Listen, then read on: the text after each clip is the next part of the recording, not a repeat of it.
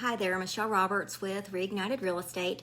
We sent you a market analysis and now you need to know how to read that market analysis. So let's start with the cover.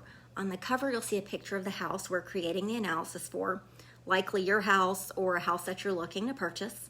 That image could be a stock image, it could be something from Google Maps, it could be from tax records. Whatever we can get our hands on is what we'll use for that image. The next page has a map showing the subject property. Subject property just means the house we're doing the market analysis for. On that map, you'll also see all the properties we use to do the comparative market analysis. Those will either be in the immediate neighborhood or within a certain radius of the property we're analyzing. I prefer for the houses to be in the same neighborhood. However, sometimes that's not possible, either because there haven't been any recent sales or because the house is not an organized subdivision. Under the map, there will be a list of all those addresses and their distance from the subject property. We like to keep that distance within a mile or two. We will go further out if there aren't any comparables, but we try to keep it as close as possible. Then you're going to see another picture of the subject property. This time you're going to see some details under it about the house. It's basic information, either pulled from tax records or information we got from a conversation that we had with you about your property.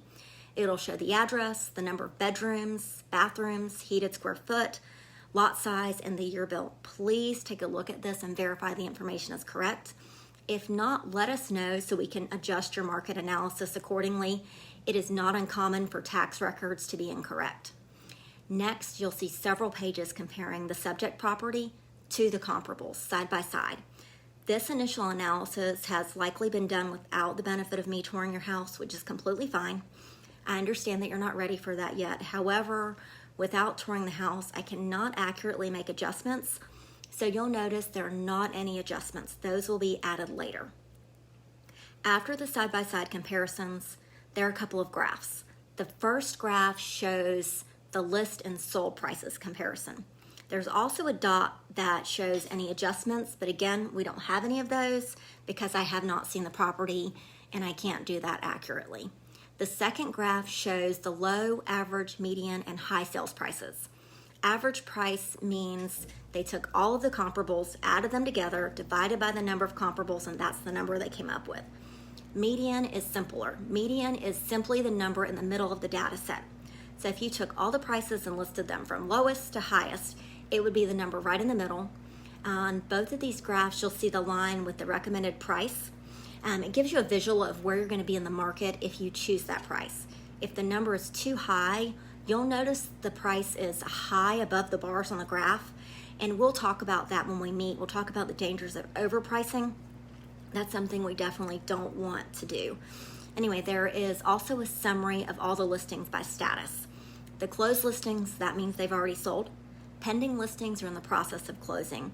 The buyers are doing their inspections, they're getting their mortgage squared away, so that they can close and take possession of the house. Pending with showings simply means that these sellers are still allowing buyers to tour their house even though they have a contract for sale.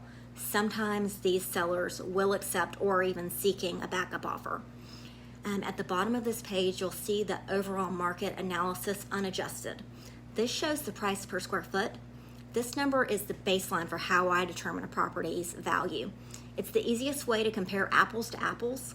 If your neighbor's house is 500 square feet bigger than yours, barring any big upgrades or deferred maintenance issues on either property, your price per square foot is likely going to be very similar.